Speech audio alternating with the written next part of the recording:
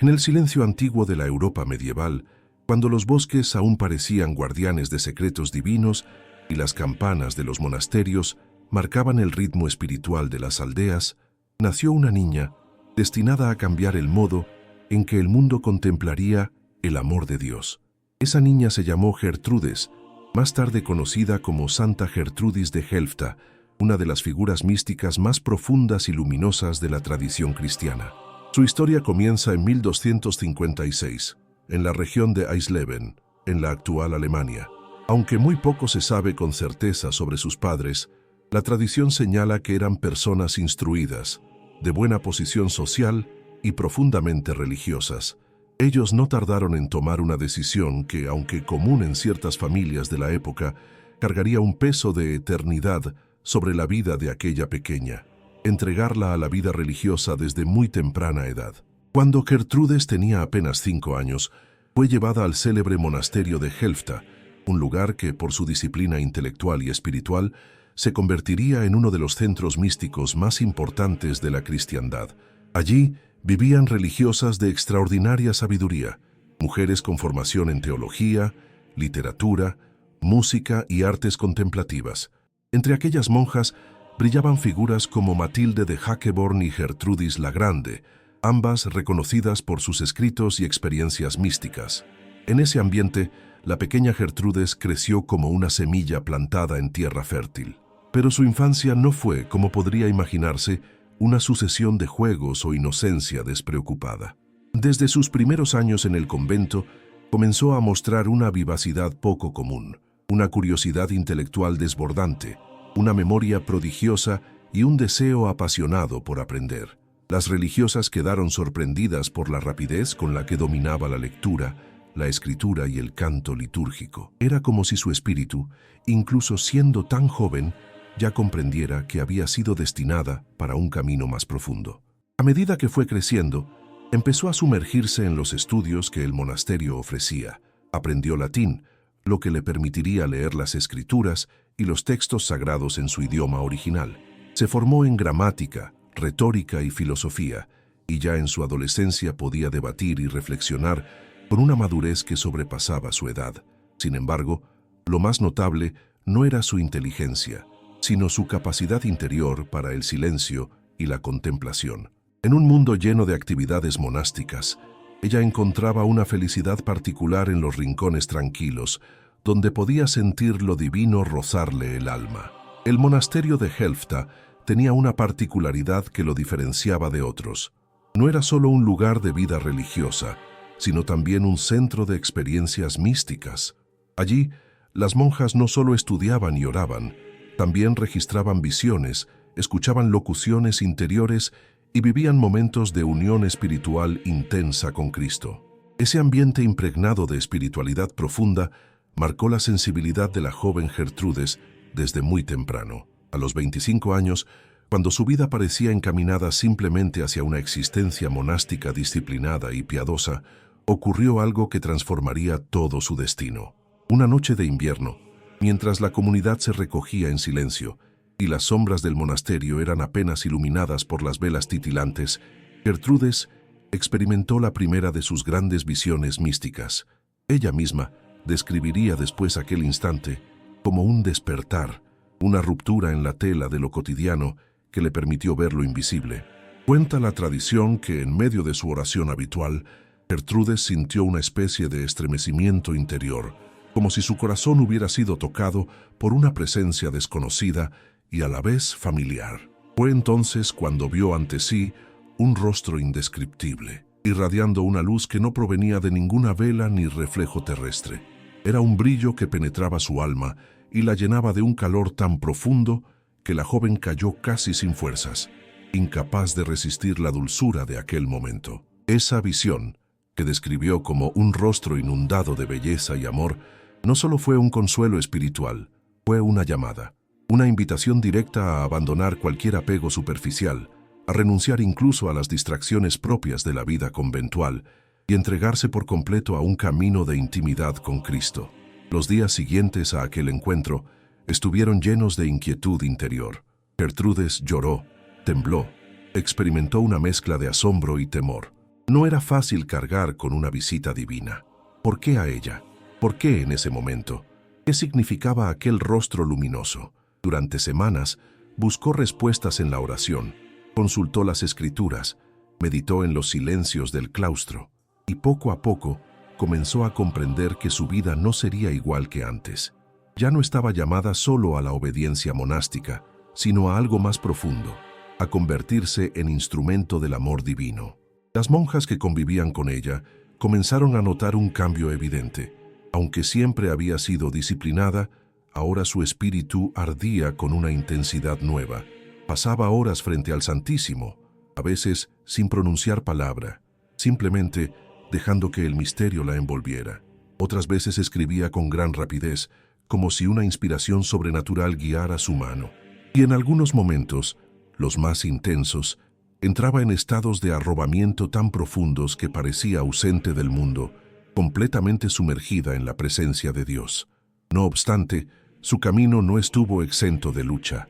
Gertrudes empezó a experimentar dolencias físicas, momentos de gran debilidad, noches en las que el insomnio se mezclaba con visiones dolorosas. Vivió también pruebas interiores, tentaciones, dudas.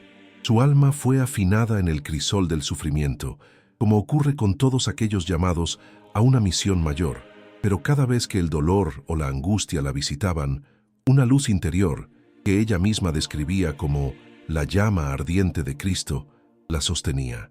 Fue también durante este periodo que creció su veneración al corazón de Jesús, una devoción que se convertiría en el núcleo de su espiritualidad y que siglos más tarde inspiraría a muchas otras almas. Gertrudes no solo meditaba en ese corazón sagrado, afirmaba escucharlo, sentirlo, percibir sus latidos como si se tratara de un diálogo íntimo entre amado y amante. Esta experiencia marcaría de manera indeleble su teología y su legado. El monasterio entero observaba su transformación con reverencia. No era simplemente una mujer piadosa, era un alma tocada por un misterio que pocos comprendían completamente. Y sin embargo, ella se mantenía humilde, servicial, totalmente entregada al ritmo del convento. No buscaba protagonismo, buscaba profundidad. No deseaba reconocimiento, deseaba unión. A partir de aquel primer encuentro místico, la vida de Gertrudes se convirtió en un viaje interior lleno de revelaciones, silencios sagrados y visiones que más tarde quedarían plasmadas en escritos que iluminarían a generaciones enteras. Pero ese viaje, ese despertar sobrenatural, comenzó con una sola escena, un rostro radiante y un corazón abrazado que cambiarían su destino para siempre.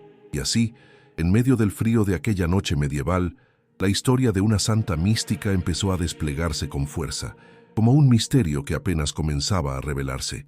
Su vocación ya no era rutina ni disciplina, era llamarada, era encuentro, era la semilla de una misión que transformaría no solo su vida, sino la de innumerables creyentes a lo largo de los siglos. Antes de adentrar en esta travesía, me encantaría escuchar tu voz. ¿Conocías ya la inspiradora vida de Santa Gertrudes? ¿Sabías que su nombre está unido a prodigios, gran realizaciones y milagros increíbles? ¿Has experimentado alguna gracia o bendición a través de su intercesión? Cuéntame en los comentarios, leeré cada uno con cariño y te regalaré un corazoncito en tu mensaje. No olvides dejar tu like, suscribirte al canal y compartir este video con tus amigos para que juntos sigamos creciendo en fe, en el corazón del misterio. El monasterio de Helfta, con sus muros de piedra y su atmósfera impregnada de incienso y cantos gregorianos, se convirtió para Gertrudes en mucho más que un hogar espiritual. Era un territorio donde lo visible y lo invisible se tocaban, un espacio donde la rutina monástica, el tañido de las campanas, el murmullo de las oraciones, el sonido suave de los pasos sobre el claustro, parecía conducir casi sin advertirlo a un ámbito de profunda intimidad con Dios. Y fue en ese ambiente silencioso, apartado del bullicio del siglo XIII, donde su alma comenzó a ascender hacia un misterio aún más vasto, el misterio del corazón de Cristo. Tras aquella primera visión transformadora que marcó su vocación, Gertrudes no tardó en comprender que había sido invitada a caminar por un sendero espiritual poco común. Sus experiencias interiores no eran meras consolaciones pasajeras, eran puertas. Y cada puerta que se abría revelaba una profundidad más grande, una ternura más ardiente, una presencia que la envolvía por completo. En esos años, comenzó a vivir un fenómeno que describiría con un lenguaje poético y teológico, el acercamiento al corazón vivo de Jesús, ese corazón que más tarde sería símbolo central de la espiritualidad cristiana. Todo empezó una noche en la que se encontraba exhausta por las labores del día. Las vigilias prolongadas, el estudio de textos antiguos, la enseñanza a las novicias y las tareas propias de la vida conventual habían desgastado su cuerpo. Tenía la intención de retirarse a descansar, pero una fuerza interior, suavísima y fuerte a la vez, la impulsó a permanecer un rato más en la capilla. El silencio era tan hondo que podía escucharse el crujir de la madera del coro y el viento colándose por las rendijas de las ventanas. Allí, de rodillas, cerró los ojos, permitiendo que ese silencio la envolviera. Y entonces, de repente, lo escuchó. Un latido. No un latido humano, no el suyo propio, sino un pulso distinto, marcado, dulce y firme al mismo tiempo. Un ritmo que parecía contener el universo entero. Abrió los ojos sobresaltada, pensando que quizás había imaginado el sonido, pero no. El latido persistía, llenando la capilla, llenando su alma. Se trataba, según narraría después, del latido del corazón de Jesús. El impacto fue tan profundo que quedó inmóvil, incapaz de hablar. Entonces una voz interior, suave como un susurro, pero clara como una campana, le dijo: «Este es el latido del amor eterno. Escúchalo y déjate transformar». A partir de ese día, su unión con el corazón de Cristo se intensificó. No era una devoción aprendida, ni un ejercicio de meditación que pudiera repetirse mecánicamente. Era una experiencia viva. Gertrudes comenzó a percibir ese corazón no como un símbolo, sino como una realidad palpitante que la sostenía, la corregía, la llamaba. A veces, en mitad de sus labores, sentía una especie de ardor dulce en el pecho, como si un fuego suave pero poderoso la abrazara desde dentro. Ese ardor la acompañó por años, convirtiéndose en señal constante de la presencia divina. Pero la vida mística de Gertrudes no estaba hecha solo de momentos de consuelo. También sufrió intensamente. A partir de los 30 años aproximadamente, comenzó a padecer enfermedades prolongadas, dolores físicos inexplicables, debilidades que le impedían cumplir con facilidad sus tareas cotidianas. Muchas noches pasaba en vela, no por elección, sino porque el sufrimiento no le permitía descansar. Sin embargo, estas pruebas no enfriaron su espíritu. Al contrario, la llevaron a penetrar más hondamente en el misterio divino. Había noches en las que el dolor era tan intenso que apenas podía moverse. Pero en esas mismas noches, relataba haber sentido una presencia que se sentaba a su lado, una luz que la envolvía y le decía: «Aquí estoy. Tu sufrimiento es mío. Tu dolor se une al mío. No estás sola». Esas experiencias hicieron que su devoción al corazón de Jesús se convirtiera también en una devoción a la cruz, aceptada no como castigo, sino como unión íntima con el misterio redentor. Las demás monjas tenían sentimientos encontrados ante su sufrimiento: dolor por verla padecer, admiración por su fortaleza y un profundo respeto por la manera en que transformaba cada prueba en oración. Muchas novicias buscaban su consejo, pues Gertrudes hablaba con un equilibrio único entre ternura y sabiduría, enseñando que amar a Dios no era solo sentirlo, sino también soportar junto a Él las cargas de la vida. Su fama de santidad comenzó a extenderse incluso fuera de Helfta. Viajeros, clérigos, hombres y mujeres devotos acudían al monasterio para escuchar una palabra suya, para pedir su oración, para tocar el manto de alguien que parecía moverse entre el cielo y la tierra. Pero Gertrudes seguía siendo la misma, humilde, discreta, escondida en el silencio y profundamente enamorada del corazón divino. En este periodo, también creció en ella un inmenso amor por las almas del purgatorio, a las que dedicaba muchas oraciones y ofrecimientos. Afirmaba que en una de sus visiones, Cristo le había mostrado la belleza de liberar un alma de ese estado y llevarla a la luz eterna. Desde entonces, el sufrimiento ajeno se convirtió para ella en un motor de oración constante.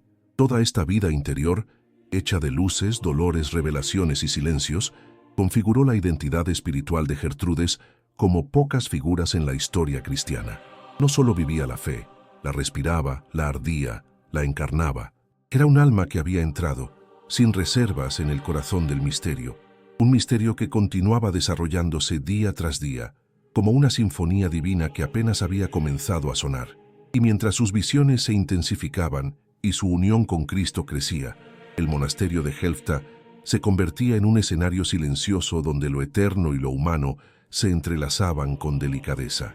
Así avanzaba la vida de Gertrudes, entre dolores y éxtasis, entre sombras y resplandores, entre la disciplina de cada día y el fulgor del misterio que la habitaba. Un faro para hoy. Con el paso de los años, la figura de Gertrudes fue transformándose en algo más que una monja mística dentro de un monasterio medieval. Su vida comenzó a adquirir una resonancia que, siglos después, seguiría iluminando a creyentes de todo el mundo. Aunque nunca buscó reconocimiento, su forma de vivir la fe, intensa, íntima, profunda, dejaría un legado que no se apagaría con su muerte. Y es en esa etapa final, en los últimos años de su vida en Helfta, donde su historia adquiere un brillo particular, el de aquellos que, aun debilitados por la enfermedad, se vuelven faro para quienes buscan orientación espiritual. El monasterio seguía siendo su universo. Pero ahora, longeva y frágil, Gertrudes caminaba más despacio por los largos pasillos de piedra. Sus manos, antes ágiles para escribir, temblaban con frecuencia. Sus ojos, que durante años habían contemplado visiones de luz indescriptible, empezaban a cansarse con más facilidad. Sin embargo, nada de esto oscurecía la fuerza interior que la caracterizaba. Al contrario, parecía que cuanto más débil se volvía su cuerpo, más se encendía su alma. Las monjas de Helfta solían describirla como un hogar de paz. Incluso cuando sufría dolores intensos, su mirada era serena, casi transparente. Había en ella una capacidad extraordinaria para irradiar calma, como si cada latido de su corazón, ese corazón que tantas veces sintió latir al unísono con el de Cristo, comunicara algo de la ternura divina a quienes se acercaban. Muchas jóvenes novicias, atormentadas por dudas o temores, acudían a ella buscando un consejo. Y Gertrudes, desde su lecho o su silla de madera, siempre encontraba la palabra justa, aquella que no imponía, sino que iluminaba. Fue en esos años, cuando su salud se deterioraba, que sus experiencias místicas alcanzaron un nivel aún más profundo. No eran ya visiones deslumbrantes o revelaciones extraordinarias, sino encuentros silenciosos, casi cotidianos, llenos de una intimidad serena. Ella misma decía que ya no necesitaba signos visibles, porque el misterio se había hecho parte de su respiración misma. Había un diálogo continuo, suave, entre su alma y Cristo, como si ambos caminaran juntos en el umbral entre la tierra y el cielo. Uno de los episodios más conmovedores ocurrió en una tarde fría de invierno. Gertrudes llevaba días debilitada, casi sin fuerzas para levantarse. Las monjas la cuidaban con devoción, intentando aliviar su dolor. Esa tarde, mientras el sol se escondía detrás de los muros del convento, una joven novicia llamada Adela entró a su celda, llorando silenciosamente. Estaba angustiada por una fuerte crisis espiritual. Temía no ser digna de su vocación. Gertrudes, apenas pudiendo mover los brazos, la invitó a acercarse. Adela se arrodilló a su lado, temblando.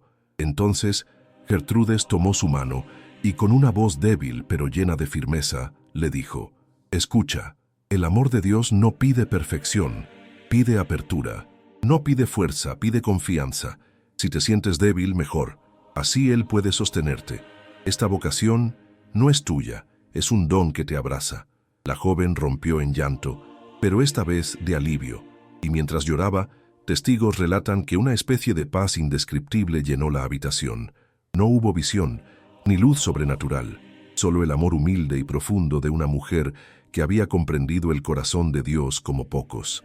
Ese era el poder de Gertrudes, un poder que no emanaba de sus visiones, sino de su capacidad de hacer comprensible el misterio. Durante este periodo, también profundizó en su devoción a las almas del purgatorio. Su oración por ellas era constante y ardiente. En una de sus últimas visiones, que ella describió con gran sencillez, vio una luz que brotaba del corazón de Cristo y que descendía sobre un grupo de almas que esperaba liberación. Esa luz, cálida y suave, las envolvía como si fuera una caricia, y ellas ascendían hacia la claridad eterna. Tras esa visión, Gertrudes dedicó cada día a ofrecer sacrificios silenciosos por aquellos que necesitaban ayuda espiritual. Las monjas observaban en ella una compasión tan profunda que parecía casi herida por los sufrimientos ajenos. Pero quizá lo más impresionante de sus últimos años fue la forma en que se convirtió en maestra del amor divino. No impartía clases formales ni grandes discursos. Su enseñanza era otra, la de la vida vivida desde la unión con Cristo. Muchas de sus compañeras de comunidad relataron que, en los momentos en que la encontraban sola, a veces la escuchaban murmurar oraciones que parecían ser un diálogo íntimo. «Aquí estoy», decía a veces, «tómalo todo, hasta mis silencios, hasta mis dolores, que todo sea para tu corazón». Era como si su alma hubiera entrado en un estado de entrega tan completa que cada respiración se convertía en oración. En esta fase final, también se dedicó a revisar y dictar parte de sus escritos. Sabía que su tiempo se acercaba, y aunque nunca buscó dejar un legado literario, aceptó que muchos de sus relatos místicos podían ayudar a otros a acercarse al amor de Cristo. Así nacieron textos como El Heraldo del Amor Divino, donde describió con ternura y detalle la acción del corazón de Jesús en su vida y en la vida de los creyentes. En sus páginas se encuentra un retrato íntimo de la relación entre Dios y el alma humana, un retrato que sigue conmoviendo a generaciones siglos después. Las monjas de Helfta trabajaron incansablemente para recopilar sus escritos, conservar sus palabras y transmitir su memoria. Ellas mismas afirmaban que Gertrudes no solo había sido una santa para su tiempo, sino también para tiempos futuros. En sus relatos veían un mensaje destinado a atravesar los siglos, un mensaje de amor vivo, palpable, ardiente. En uno de sus últimos éxtasis místicos, ocurrido pocos días antes de su muerte, Gertrudes narró haber visto una escena sorprendente. Se encontraba, según su descripción, en un lugar lleno de luz, donde Cristo la esperaba con los brazos abiertos. Él le mostró su corazón, no como un símbolo, sino como una fuente inagotable de vida. De esa fuente brotaba un río luminoso que se extendía hacia toda la humanidad, y Jesús le dijo: «Este río nunca se secará. Mientras haya un alma que me busque, mi corazón seguirá latiendo». Aquella visión la llenó de paz profunda. Las monjas que la acompañaban en sus últimos días testificaron que su mirada parecía brillar incluso en medio del agotamiento. No tenía miedo. Habitaba un misterio que había abrazado desde hacía décadas, y aunque su cuerpo se apagaba lentamente, su espíritu parecía más vivo que nunca. En esos días finales, la comunidad se reunía con frecuencia en torno a su lecho, no para esperar un milagro, sino para acompañarla, para escucharse mutuamente, para sostenerla con cantos suaves y oraciones. Era un ambiente de silencio reverente, donde cada palabra se volvía sagrada. Y Gertrudes, con voz casi inaudible, seguía afirmando lo que había aprendido durante toda su vida. El amor siempre es más grande. Sus compañeras, profundamente conmovidas, comprendían que esas palabras no eran una enseñanza más, eran la síntesis de toda su existencia, el eco final de una vida vivida dentro del corazón del misterio. Así, entre la fragilidad del cuerpo y la profundidad del espíritu, entre los susurros del monasterio y los latidos de un corazón divino que la acompañó hasta el final, Gertrudes se convertía, sin proponérselo, en un faro para su tiempo y para los tiempos venideros. Un faro que no brillaba con luz propia, sino con la luz del amor que la había habitado desde aquella primera visión que transformó su destino para siempre. Su vida no terminaba, aún no, pero su legado ya comenzaba a desplegarse, silencioso y luminoso, como un reflejo del corazón de Cristo en la tierra.